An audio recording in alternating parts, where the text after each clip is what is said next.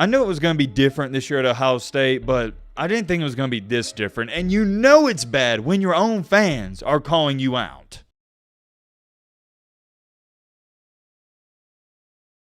All right, man, we got to talk about Little Bro State. We're not doing no intro, none of that. We're getting straight into it. And also, this is the one and only topic we're going to be talking about because I think it's that important. I want to focus on it. I do need to talk about a lot of other stuff going on in the college football world because y'all know, it's chaos at this current moment in time. Week 1 just happened, and we do have the Clemson. And I'm getting sidetracked. You get the point. There's other stuff we need to talk on. We'll do that tomorrow. In this video, we're focusing about Little Bro State. And I want to make this very clear. I didn't expect to make this video until I heard the news today, and I was like, yeah, this situation is way worse than what I thought. I'm going to assume a lot of you have no idea what I'm talking about or referring to, and that's 100% cool. I'm going to inform you. Most of us know Ohio State, they play in the sucky Big Ten. What does that mean? Outside of 3 or 4 games a year, the rest of them, they're going to be cupcakes and they're going to be easy. And they had another easy one to start out the year playing Indiana. They suck, by the way, if you didn't know. They played Indiana, and yeah, their defense looked whatever. Your defense is going to look good against Indiana's offense, but here's the thing. The offense was atrocious. They only tallied up a whopping, yeah, this is right, 23 points. I'm going to say that again. 23 points. They sucked. It's as plain and simple as that. When I've talked about Ohio State over the past couple of days, that's the word I've used. And you would also know this if you've been an avid viewer the past couple of years. I say it every single time I talk about the little bro Ohio State. Rondé's a fraud. He's a complete fraud. In Ohio State, the worst thing that has happened to him over the past couple of years is actually making the playoff. Because the past couple of years, yeah, they've been good enough to make the playoff, but they haven't won it. And if that happens, and if that's the case, they're not going to fire him. I don't care if it's Ohio State. That athletic director is going to have a hard time rationalizing firing a head coach who's made the playoff multiple times. So, a matter of fact, one of the worst things for Ohio State has actually been their success, if you see what I'm trying to say. Whereas last year, if they would have went 8-4, 9-3, you could have got rid of Rondé then and there. A good example of this is teams in the NFL that go 9-8 or 10-7 every single year. And the team that comes to my mind the most is the Tennessee Titans. The Tennessee Titans are always a decent or a good football team, but they're never going to win a championship. Why aren't they going to win a championship? Because they don't have an elite quarterback, and they're stuck in the endless cycle of having mediocre quarterback play and a good surrounding cast, and they go 10-7 every single year, 9-8,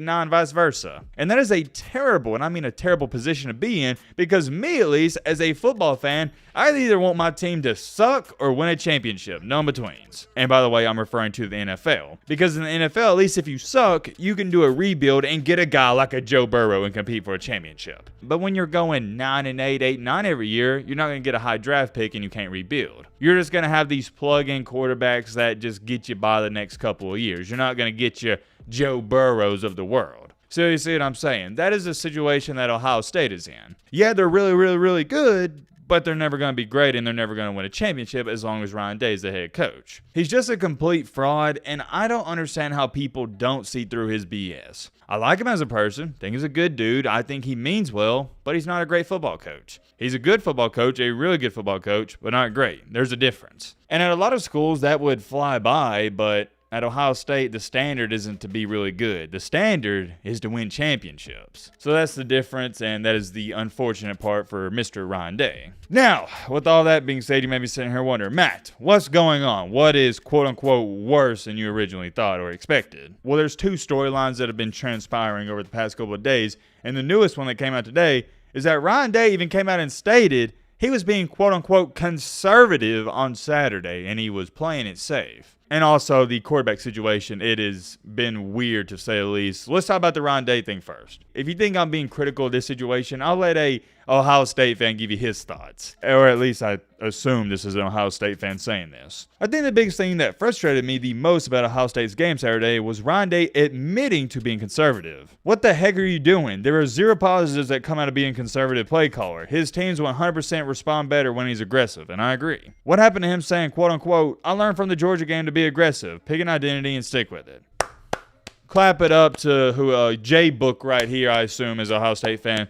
I couldn't agree with this anymore. You're 100% right. Ohio State gains nothing from playing it conservative. When you have guys like Ohio State has, when you have that talent they have, you're talking about 5-star recruits all across the board, you normally got elite quarterback play, why in the world would you play it safe? The only time you should play it safe is if you're a team like Indiana playing Ohio State, you don't want to go out there and just get blown completely out. If you're the head coach of Indiana, you're telling your quarterback, hey, let's take our 5-yard dump offs. Let's not do anything too risky. You're calling short pass plays. You don't want a disaster to happen in the first half. The teams that need to play it safe are the teams that are the underdogs and have no shot to win. Because most times when you see teams like, for example, Alabama playing MTSU, Alabama won't even beat MTSU. MTSU will beat themselves before Alabama makes plays. You see what I'm saying? A lot of times when you play these inferior opponents, they'll throw a couple pick sixes, they'll have a bunch of fumbles, and just a lot of mistakes. So yes, if Ryan Day was coaching Middle Tennessee State, or who did Georgia play, UT Martin,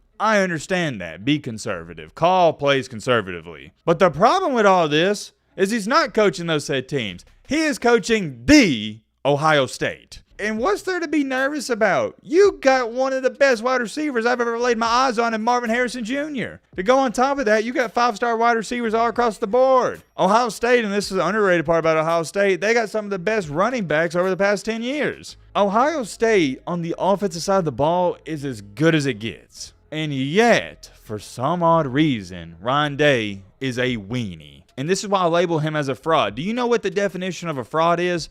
It is somebody who's a poser. They act like something they're not. And that's what Ryan Day is, or what he does. Ryan Day, some games, he'll be aggressive, and he puts on this act and persona, but then the next game against Indiana, he won't have that same energy. He won't have that same persona. He'll go back to his conservative ways. We see it all the time, and I think I speak for Ohio State fans. Let me know in the comment section, but I don't want a head coach, in what year is it? His 4th year? That is confused on his play style. It's not even his first year there. If this was his first year or even his second year, I might give him the benefit of the doubt. But no, you've been there for a while. How do you not know your play style? You're either aggressive or you're not. There's no in-betweens. It's just a stupid mentality, and it's why I give Lincoln Riley and Lane Kiffin so much respect and credit. Look, I'm here for the Lane Kiffin jokes. The guy's a cornball, and Lincoln Riley, a lot of people don't like him. I understand that. But here's what you can't say about these guys. You can't say they don't know who they are, because they do. Lane Kiffin and Lincoln Riley aren't going to put on some fake persona or act. Lincoln Riley and Lane Kiffin, they're going to be aggressive, for better or for worse. But my point is, you at least know what you're going to get out of Kiffin. With Ryan Day,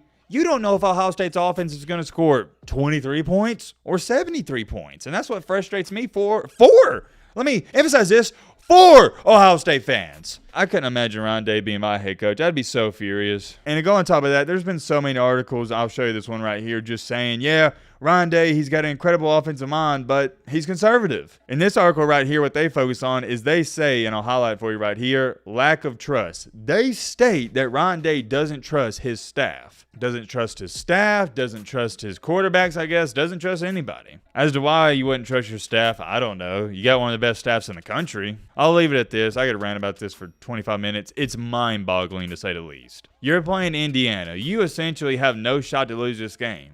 What are you being conservative for? I'm not going to lie. I was extremely shocked to see Ohio State look that bad on Saturday. On offense. Defense, you did your thing. But offense, no. Getting that out the way, let's pull up the stats from the game. I haven't even looked at the box score. Most of you would know one of the biggest conversations, and probably the thing that everybody's looking forward to the most, not even the game itself. We knew Ohio State was going to win the game. But the one thing most people were looking forward to was a quarterback battle. Kyle McCord was named the starter heading into the game, but all throughout the offseason, it was stated that this was an even race. And it was also stated before the game by Ryan Day himself that even though Kyle McCord's a starter, Devin Brown, he's going to get in there and play. And well, if you watch this game, you notice that did not happen. Devin Brown wasn't in there much at all. He had 3 pass attempts, completed one of them for -2 yards. Didn't really get a fair shot to prove himself whatsoever. It is worth mentioning, though, and we need to talk about this in a different video. A reason I feel like Devin Brown didn't get a shot is because the game went by so fast because of these new clock rules that I hate. I hate these clock rules. Don't even get me started on them. We'll talk about that later. Outside of that, though, Kyle McCord played the entire game, wound up finishing 20 for 33, 230 through the air, 0 touchdowns, 1 INT, QBR 78.1. I said this in the week 1 recap we did yesterday. Go check out that video if you haven't already. I have a golden rule. I give new quarterbacks 3 starts before I really evaluate you and get harsh and critical. It was Kyle McCord's first start. Did he play really good? No. Did he play really bad? No. But like I said, my golden rule is I give you 3 starts. But getting back on track here, the biggest question mark after the game that everybody had was, what happened? Ryan Day said Devin Brown was going to play. And to be honest, I think Ryan Day, he thought they would play the same amount of time because he probably thought Ohio State would jump all over Indiana and he could get both of these guys in there and all of them, or each of them, my bad, would throw 20, 25 pass attempts. And in reality, that didn't happen, and you really don't want to be switching quarterbacks in and out when it's a 7-0 or 10-0 ball game. Because at that point in time, you're not even focused on, okay, we need a new quarterback for a season. You're focused on winning the game. So I don't really fault him for playing Devin Brown more than what he did, because your main priority isn't to find your quarterback, it's to win the dang ball game. But I will say this, and let me know your thoughts about this in the comment section. I have even more question marks about the quarterback situation after the game than I did before the game. Because now it's like, okay, well, you didn't even play Devin Brown. Are you going to play him more in the second game, or are you going to let Kyle McCord take all the snaps? Who does Ohio State got next week? Okay, yeah, your next 2 weeks, you got cupcakes. You should dominate them, but I don't know. You never know. And you should win them handily, so Devin Brown should get his tryout during both of these games. And I would like to assume that whoever looks better in these next 2 games are going to be like scrimmages and practices. They'll get the nod and start against Notre Dame. Now, here's what's interesting. What if Devin Brown and Kyle McCord, they go out here against Youngstown State in Western Kentucky, and they don't look too overwhelmingly great? Like, one guy doesn't separate himself. Well, then, what are you going to do heading into the Notre Dame game? Because it's done having these tryouts and playing around. You are playing Notre Dame, who looks really good, by the way. And remember, all throughout practice, they said these guys were neck and neck. The coaching staff had a vote on who they wanted to be the starter, and it was split down the middle. So for me, at least, I'm thinking, well, dang, if nobody could get separation during 4 months of practice in the offseason, why should I believe there's going to be separation in the next 14 to 20 days? And that's also another reason why I think Ryan Day hasn't upped the playbook more than what he has. I'm not going to lie to you guys. I'm not too sure who calls the plays for Ohio State, and I don't know the relationship between Ryan Day. I remember a few years ago, Ryan Day was like, yeah, I'm going to let the offensive coordinator call the plays, but I just still don't know if it's that way. Maybe it is, but at the end of the day, Ryan Day gets to decide whether or not they're going to be aggressive or not. He is the CEO. All the decisions, they get run through him. If there's a play call that he don't like, he'll just override it. Ohio State's got a lot to work on, and I'll tell you this much. If they play the way they did Saturday against Notre Dame, not only will Notre Dame beat them, but I don't even think it'll be close. You got to find your quarterback, man. You got to find him. And when you find him, also Ryan Day, you got to trust him. You can't just have your quarterbacks go out there and throw these 5-10-yard passes. You got to open up the playbook. Let them loose. If they throw an interception, who cares? That's a part of the game. Your defense will get the ball back, or you'll give up 7 points and you can go get it right back. That's football. Not just in football, guys, but in life. You cannot live conservatively. Life's a risk. Life's a gamble. You got to go out there and take some risks. Ryan Day, you got to let your balls hang. Last but not least, though, before I end out this video, I do want to say this. I wonder, let's just say Kyle McCord, he starts against Notre Dame, right? Well, what if Kyle McCord, he goes out there in his first 2 or 3 drives and doesn't get any points, or maybe they just get a field goal? Well, then at that point in time, do you insert Devin Brown? And what happens if Devin Brown goes out there and he doesn't score any points for a couple of drives? Then what do? You just keep switching them in and out? You can see that happen, and that'd be a disaster of a situation. We'll see what happens, though. We'll see. Let me know your thoughts down below. But